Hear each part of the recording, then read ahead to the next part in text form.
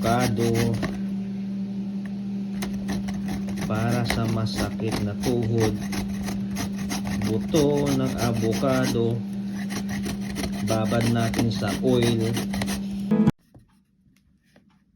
Yo, what's up mga pars? So for today video, tuturuan ko kayo ng paano gumawa ng pang masahe natin sa ating mga kasukasuhan.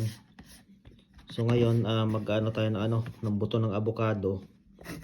Grabe talaga guys, epektibo siya sa sa mga masakit na kasukasuhan natin, mga tuhod. Epektibo talaga siya. Ito yung ginamit ko dahil napanood ko rin to sa sa isang video. So gumawa ako nung nakaraan at ginamit ko siya.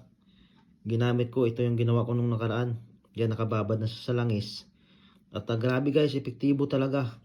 Natanggal na yung sakit ng tuhod ko. Thanks God, natanggal na ang sakit ng tuhod ko dahil dito sa buto ng avocado. So kung mayroon kayo dyan sa inyo, gumawa din kayo nito. Ibabad nyo sa sa langis. Sa langis guys. Maraming salamat.